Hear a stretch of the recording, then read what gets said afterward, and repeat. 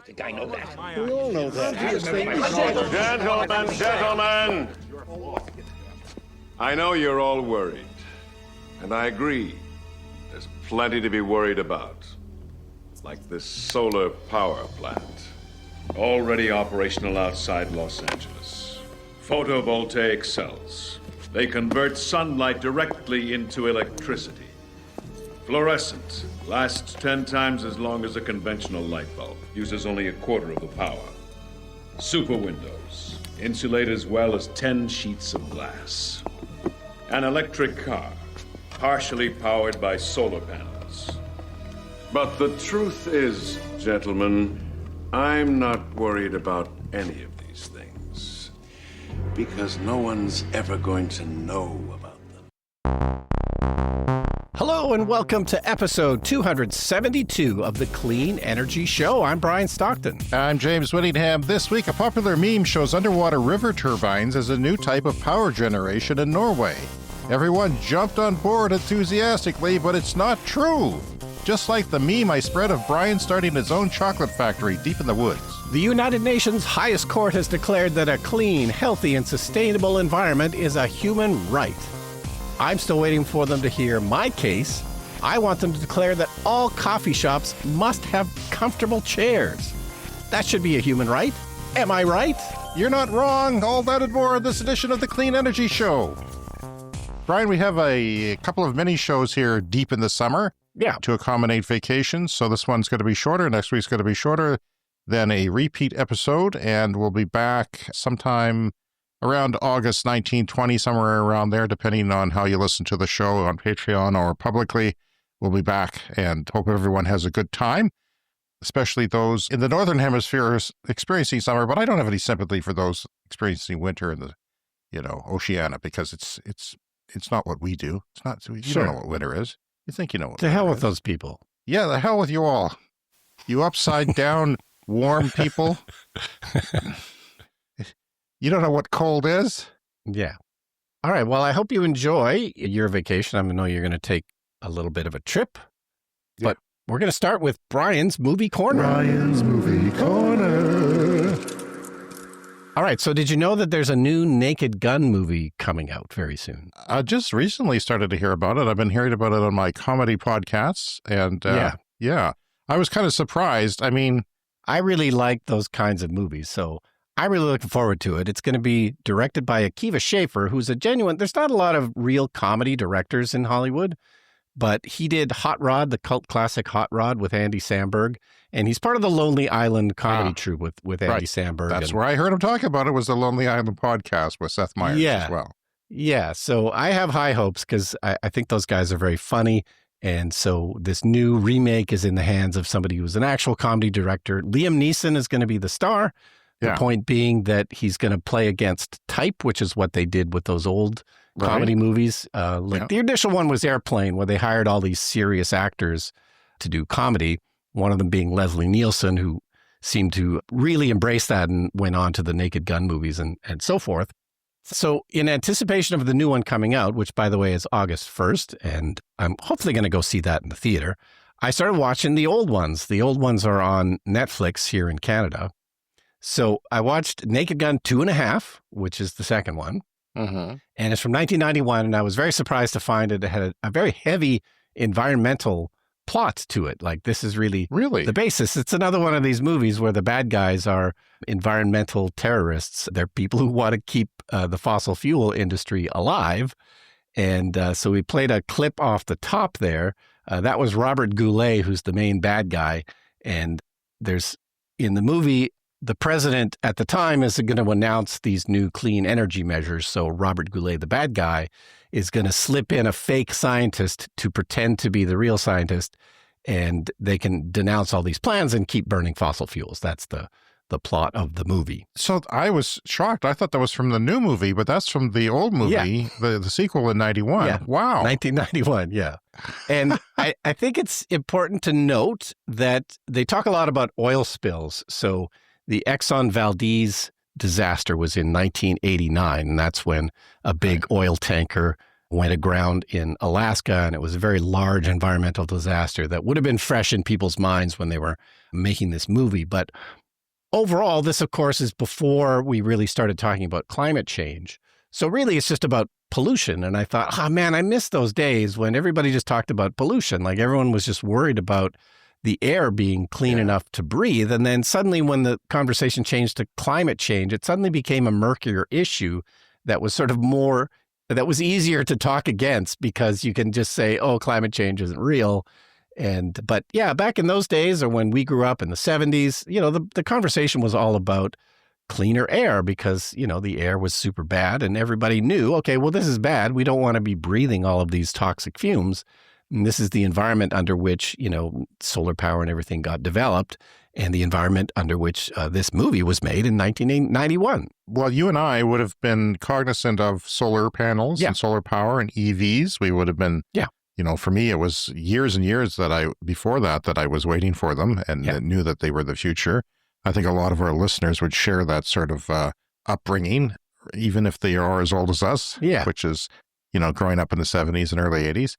So I'm just surprised, I did think that global warming started to become an issue, but certainly it felt like a far off issue. Even 10 years ago, it had the luxury of, well, it's not really happening yet, but it's going to happen. It's going to be terrible.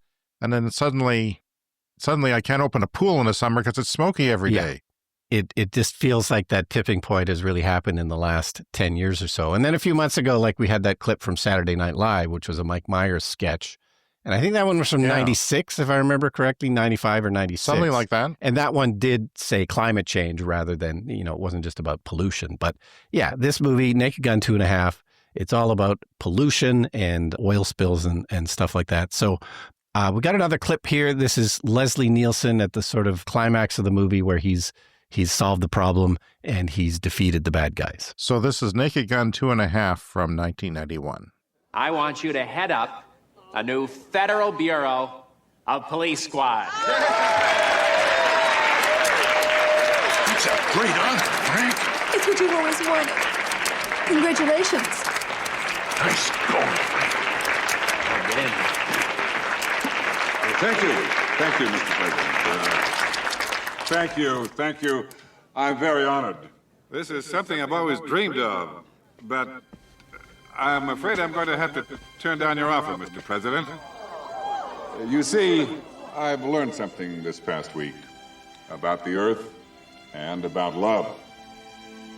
I guess love is like the ozone layer. You never miss it until it's gone. Blowing away a fleeing suspect with my .44 Magnum used to be everything to me. I enjoyed it. Well, who wouldn't? But now, I want to be known as the Environmental Police Lieutenant. Absurd! But here we are. Very funny, yes. We have to point out that O.J. Simpson was a character. Yes. Not as the actor, O.J. Simpson was played. He's in all three of the Naked Gun movies. All three, okay. Which is a little bit awkward. And they still kind of hold up, but they do tend to rely on jokes with racial stereotypes that don't really hold up anymore. Those are kind of unfortunate, but the silly, silly gags are still quite funny. And I do find these movies still funny. Yeah. And Leslie Nielsen. Yes, that Leslie Nielsen, the star of those movies, was born in Regina, Saskatchewan, Canada, where James and I live and do the podcast. And neither of us were born here, but the Clean Energy Show was born here in this small Canadian city that you're listening to us from today. So, yeah, not many people. I remember Letterman asked where he was born. He was on Letterman once during the Naked Gun runs, and he said Regina. And no one laughed or said anything. It's not pronounced Regina, by the way. It's Latin for Queen City, because of our monarchy affiliation here in Canada. I remember watching the movie about sort of, Animal House, the creator of Animal House. It's on Netflix. It's A Futile and Stupid Gesture from 2018.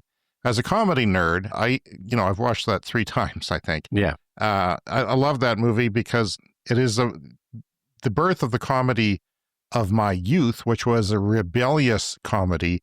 Yeah. from Saturday Night Live in 1976 to those movies.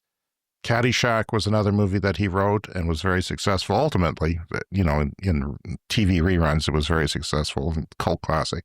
But then in that movie, I don't know if you've seen that movie with Will Forte, but he goes to see Airplane, one of these movies, which was a new kind of comedy. Yeah. And they said, oh, well, it's over.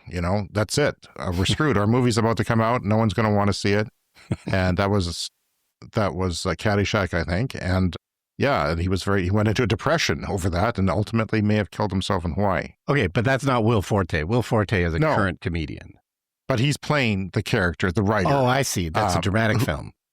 Yes, it's not a documentary. Okay. It's a comedy film, but it's very funny. Yeah, I really like it, but I'm a comedy nerd. It's about Doug Kenny, who was the main contributor to National Lampoon in the 70s and 80s. And it was, yeah. And then, my kids would say, Dad, there's different comedy since then, and that's not funny. And, I mean, memes are funny to my kids. It's like, my main diet for my son is memes, and I don't get it.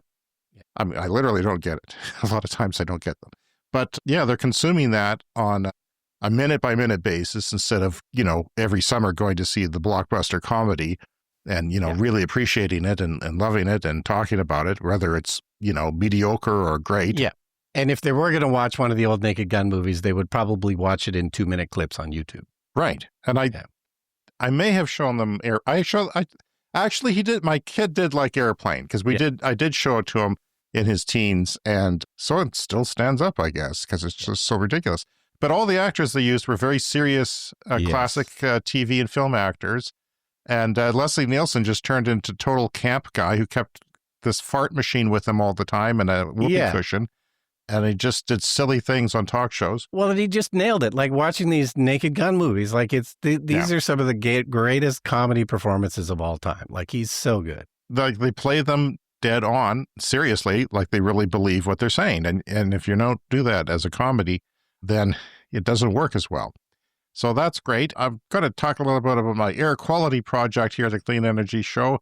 I just want to say that my air quality monitor did its job Sunday morning because the refinery, the wind shifted, the variable wind, which can come from any direction, from any moment, shifted, and it was terrible. It turned off my window fan as it was blowing cool night summer air in here because our nights are cool, our days sometimes are warm-ish. They're supposed to be warmer than they are, but, what are we going to do? And it was still stinky in here, though, and the VOCs were up to a moderate level, and I was still breathing the crap because it had to register that level before it turned it off.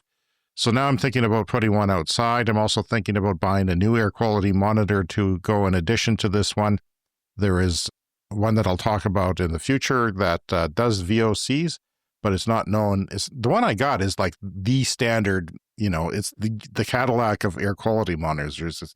But it doesn't seem to, want to pick up any VOCs. It's just particulate matter.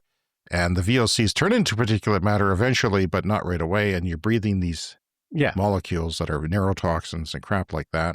Yeah. So your outdoor one doesn't do VOCs, but your indoor one does. My indoor one gives you an idea of them, but it also picks up, shampoo for my hair. Right. And, cooking and things like that. So I have to be careful with it. It'd be better if it was outside because the only VOC is outside. I mean, they retard the roof of the school that's 150 meters away.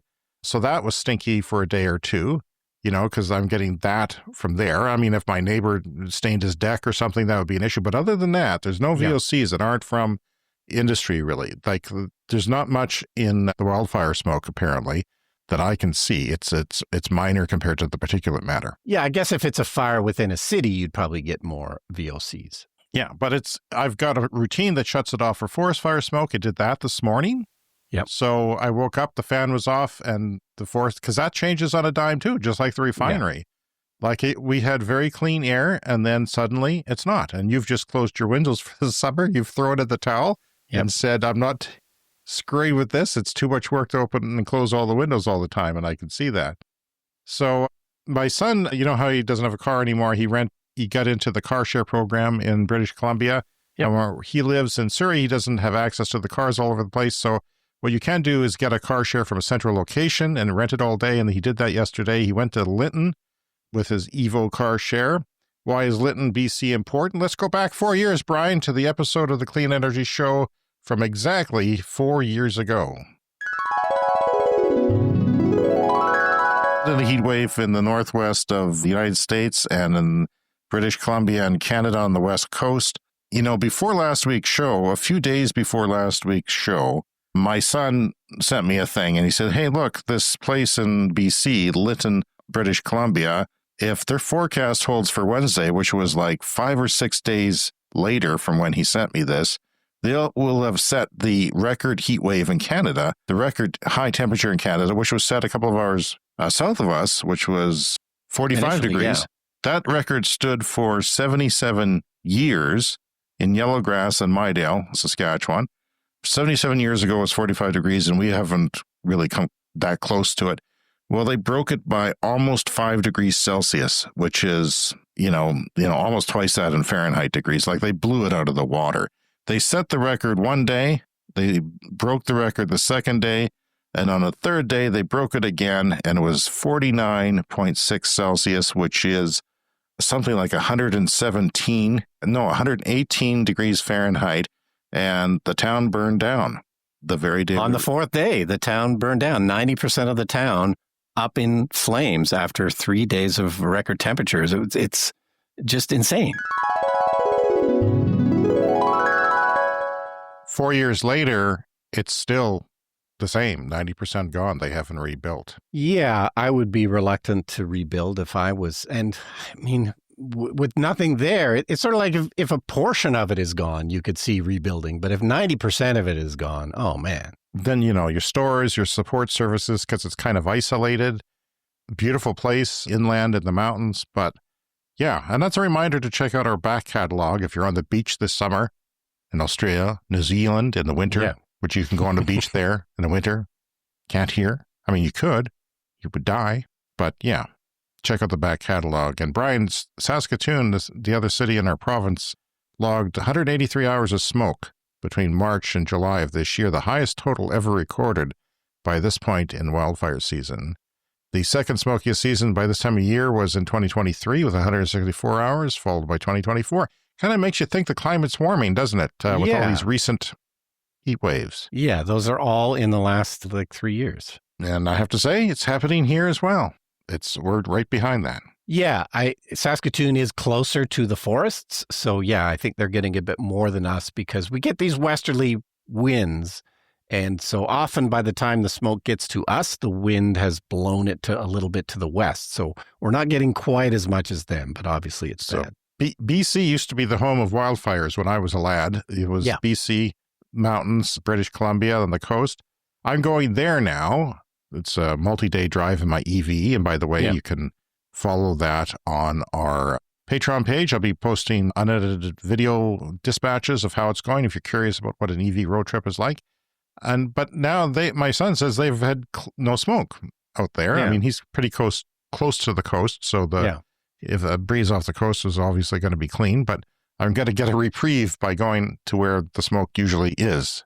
Wow. But that's crazy. All right. So we have a report here from Global News. Climate change is an existential threat, says the UN's top court. Continuing to develop fossil fuels could now be a violation of international law. And we've had these kinds of rulings before, and we love to talk about these kinds of court proceedings. It isn't necessarily what you would call binding, but it does at least give some footing in future climate lawsuits. People will be able to point to this ruling, and it may in fact help them in further court cases. So if countries, and these are particularly the wealthy countries, continue to develop fossil fuel resources, they may have to start paying for it. Reparations to poorer countries that are the ones who've done very little often to contribute to climate change are the ones getting shafted by this. And yet the richer nations are continuing to develop fossil fuels. So we'll see what this actually means. But it is, if nothing else, a important symbolic ruling from the UN's top court. Will they continue to develop fossil fuels? They seem to be. Yeah.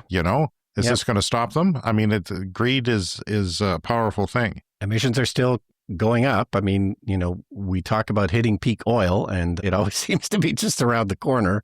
But yeah, we'll see. It's an important symbolic ruling. Well, I kept seeing this on social media. Norway, as a damless river turbine, could power entire communities without ever disturbing a single fish or stone.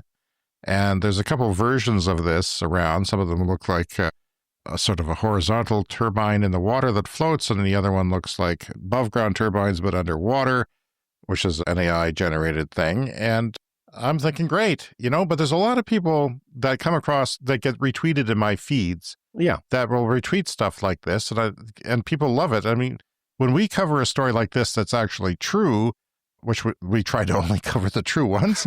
Yeah. And I think we do because we verify things, but those are the ones that get the best on TikTok. Like we haven't been doing well on TikTok lately, but we got like 28,000 views on a video that you did recently on one of these niche things. Like, oh, what we have is not good enough, but maybe we could do this. Yeah. That's what they're thinking. And that's going to solve everything because obviously what we have now is not working, which is not true. I mean, you have to listen to the show. We give you evidence every week that it is working and the economics and everything are making it go. But the Norwegian River Hydro Dam meme is wrong mostly. Misinfo for financial gain. People, this guy, from the account it came from, is posting all kinds of things like this that are, created by AI and not wrong. Snopes even covered it, which I found surprised. Yeah. That they had the time and resources, and they said, false! The meme is in circulation falsely claimed these turbines existed in Norway. However, there used to be an underwater turbine prototype in the country. Further, underwater tidal turbines are currently in operation in Scotland and trying to be deployed in other places of the world. We've talked about that on the show. I don't think it's going to be a huge contribution to the grid, but it's there and it's more regular than less intermittent, perhaps, than other sources. In late June and early July 2025, a rumor began to spread online that Norway had installed marine life-friendly underwater turbines that harness power from ocean currents for energy production. The same image and text appeared on other Facebook posts. Facebook, good place for quality information, including one on the Neil deGrasse Tyson page. Neil, Yeah. come on. You disappoint me. That had gained 54,000 reactions and 10,000 shares. Of course you think it's real. If he did it, I wonder if he's taken it down. Clues in the image revealed that they had probably generated by artificial intelligence. For example, the turbines did not always count the same number of blades. Some had 3, others had 4. The placement of the blades on each turbine was irregular.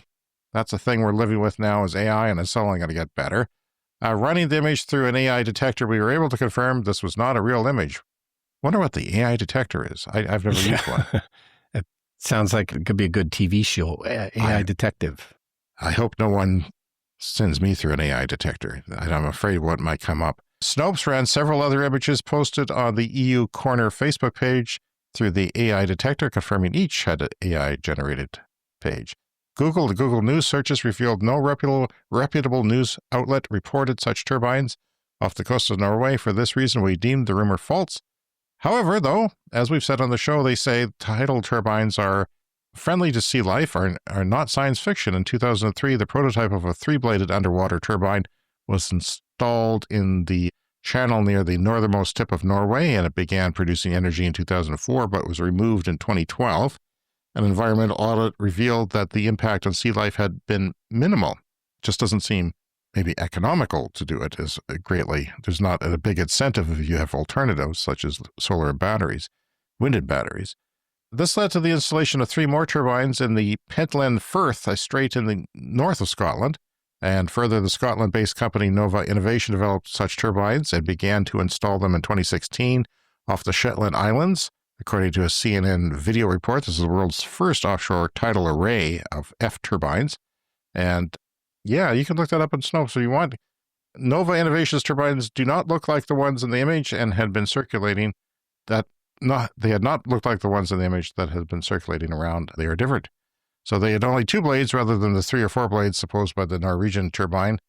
A listener in BC a couple of years ago invited me to see a river diversion water dam that he was in charge of, BC Hydro, and that didn't pan out. I'm coming back. If you're listening, contact me. They're also known for They are also known as run-of-river facility, diverts a portion of a river's flow, often through a canal or penstock, to generate electricity using turbines and generators.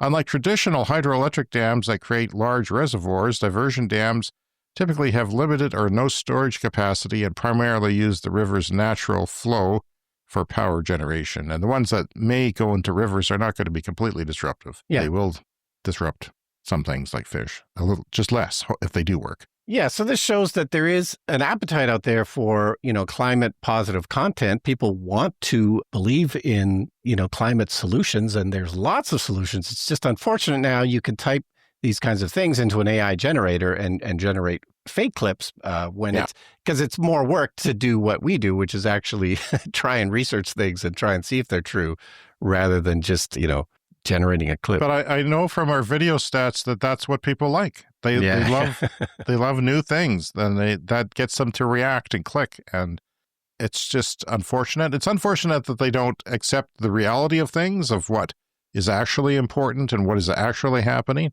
And we have stories every week. We'll have them this week about how the progression of just plain old solar and plain old batteries is monopolizing, new power generation in the world. And it's working. Yeah. There's no need. It's nice to have some base load, but with this taking off, niche things don't always, take off themselves. Yeah. You want to get to some listener mail? Yeah, let's dip into that mailbag. So shout out to our friend Ian, who sent us this nice clip that was found on a Reddit post.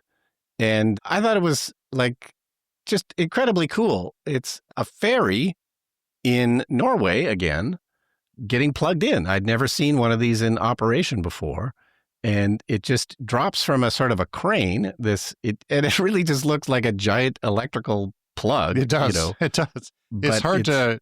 You get the proportions of everything kind of mixed up. It looks kind of fake almost, but it is a giant plug that lowers down. It kind of looked like AI, to be frank. But I think the AI version would have been somehow cleaner. Like this still seemed a bit clunky where the cord kind of drops down and it hits this kind of slanted piece of metal and that sort of diverts it into the plug somehow. I thought it was magnetic. It looked well, I magnetic assume it's also magnetic, but there was a slanted piece of metal that seemed to be directing it into its place. So the point is that it would take a lot of power to recharge a ferry because it would be a lot of battery. So it'd be a big cable. So you'd have a big, it's not like charging a car. You'd have this big, thick thing that a crane has to drop down and clunk, plugs it in every time it docks. But yeah, this is Norway. They have many of these such ferries. Electric ferries are becoming more common, and Norway is doing well in this sort of thing. But yeah, thanks, Ian, for passing that along. That was a cool clip. Yeah, we'd love to hear from our listeners. As you know, contact us by email, cleanenergyshow@gmail.com. Anything that's on your mind, we'd love to hear from you. You can also leave us a voicemail online at speakpipe.com/cleanenergyshow. Join the conversation on our Patreon page and get access to additional content where I will be posting dispatches from my EV trip, mostly public. You don't have to even sign up for an account. Just go there and you can see how it's going, especially if you're curious about buying an EV. You don't have one yet and wonder what it's like on a road trip, because I have a slow charging, modestly ranged car, and everything else that's out there usually is easier than what I'm doing. So you can check that out. If you join our Patreon today as a paying member, you'll get access to our exclusive Patreon episodes. That'll be our first episode back from vacation. Will probably be our Patreon episode around the 18th. And you can now support us for as little as $1 a month in U.S. money. And you get ad-free episodes, exclusive access to our Discord server, discounts at our merch store, early access to our episodes before the public, and behind-the-scenes material and private updates. Thank you credits on our video podcast, which is returning to the fall, and shout-outs once a month on our audio podcast for certain levels. Thank you to all who support our show. Coming up next, the lightning round. It's time for the lightning round. The lightning round is a fast-paced look at the latest headlines in climate, clean energy, and transportation. India has reached the Paris target of 50% non-fossil fuel power capacity 5 years early. Wow. Good for India. Sometimes we have questions about India. How committed are they, and how well are they going to do? Are they going to match China in some ways, because China has really taken off? Indonesia to go 100% renewables by 2035 instead of 2040. Again, 2 examples of 5 years early, 5 years moving up. Why? Because you can, people. BYD has launched its 7th ship, something we've talked about on the show. Now we're up to 7. Yeah, weren't we just talking about their first one? Yes. Well, their car company is building their own ships because why not? Talk about your vertical integration. That's what they're doing, and that's why BYD is so cheap. And because I've done that, the BYD Seal, this is one of their cars, one of their most popular cars. This is the BYD Seal 6 DM-1 variant. Are you sitting down? You're sitting down. Yeah. A 2,000 kilometer range for the equivalent of $15,340 inside China. Now, that's probably the WLTP rating for range, which tends to so be... it's only 1,500 kilometers. So it's only 1,500 probably, yes. In reality. Yeah. That's insane. And it's unnecessary. Why? Why? It's a big battery. Yeah. You have to carry the thing around. Nobody needs to go 2,000 kilometers in a day in one. No. I mean, I can't even think of a use case scenario. It'd be good for trucks. Well, and for robo-taxis as well, so you don't have to stop and but charge. They're not doing $2,000 in a day. They would have to 2,000 kilometers. Yes. I'm sorry. Germany, EVs take a 28.4% market share. That is the share of new vehicles that are EVs that are sold. That's up from just 19.8% year on year. So we've gone from 19.8. That's a pretty rapid increase of adoption in Germany. Yeah, I would say. And in the UK, EVs take a 35.9, almost 36% share, up from 28. It's a little bit slower pickup, but it's still pretty good. And yeah, that's pretty high proportion. It's more than a third now of cars have plugs. And I definitely saw a lot of EVs when I was in London just a few weeks ago. From the 2026 season and beyond, Formula One Racing is introducing new regulations that will feature environmentally friendly cars with engines that have a near 50-50 split between electric and internal combustion power and use fully sustainable fuels. Interesting that the F1 feels its need to clean up its act on climate change if it wants to stay relevant, but yeah. Yeah, it is interesting because, of course, that's just, a handful of race cars going around a track. It's not necessarily as important as the millions of cars we have on the road, but good on F1 for doing something. I've got another Chinese long-range car story. Again, everyone, sit down. Huawei patents a file for an EV battery with an 1,800-mile range or 2,900 kilometers. Okay, I'm sorry. Yeah. There's no use case for that. What are you doing? I mean, you might as well put that in an airplane and go across country because I don't get it. Yeah. Support for 500-mile California bullet train surges from 10% to 67% of voters. So they are in favor of that bullet train. What does it go? Is it LA area to Las Vegas? I think that was the plan. We talked about it a while ago, but yeah, I'm not sure where it's at right now. Going to take the bullet to Vegas and put all my money on red. People are going to say that. Australia had a ridiculous surge in battery storage installations with 11,536 grid batteries. These are not AA batteries, Brian. Yeah. These are big-ass container batteries. 11,500 grid batteries installed since July 1st of this year. That's, in other words, 4-ish weeks. Yeah. That's insane. That's yeah. And no, we need river turbines. We need river turbines. The rest of it's not working. Chinese media outlet Dongshidi closed down a real highway for a multi-day test of 36 different car driver assistance systems in complicated, dangerous real-world driving situations. I'm surprised they could do that in China, and most of these vehicles actually came up severely lacking. So maybe automated driving isn't as good as we think it is, and isn't as advanced as we think it is sometimes. But Tesla actually escaped the tests relatively unscathed. So there's a lot of doubt about Tesla's ability to do this, but they did really well. And finally, this week, Greenpeace, in the most significant climate law decision ever issued, the top world court rules that nations which fail to curb fossil fuels could be ordered to pay reparations, say countries legally obligated to curb emissions, protect climate. Italy's highest court has ruled that a lawsuit brought by climate activists against Italian energy company Eni, and its government shareholders can go ahead in what Greenpeace said on Tuesday was a victory for efforts to pursue climate justice in Italy. In an ordinance released on Monday, the Court of Cassation rejected the company's motions to dismiss the lawsuit on jurisdictional grounds and order the case be heard on its merits by a Rome tribunal. And he said that it was greatly satisfied with the decision, and it had expected that the Rome court would ultimately dismantle the climate activist claims. Well, in 2023, Greenpeace environmental group Recommon and a dozen Italian citizens had sued Eni and its two main government shareholders, the Italian Finance Ministry and Development Bank, seeking damages for what they said were the effects of climate change. So we've got two climate law stories in one mini episode. Yes, we love climate lawsuits. They don't always work out, but this is a great way to further the cause. All right, that's our show for this week. You can contact us, cleanenergyshow@gmail.com. Around social media, we are Clean Energy Pod. And of course, that Patreon we love to talk about, patreon.com/Clean Energy Pod. And don't forget the merch store. And don't forget, hit the subscribe or follow button on your app to get new podcasts every week. Go get a hat in the merch store now to keep that sun out of your eyes. Yes. Thank you to all our Clean Club members, especially a shout out to our Clean Club executive members, Green Bastard, Brett Routley. Thank you all for supporting climate positive content. We'll see you again in 7 days. See you next week.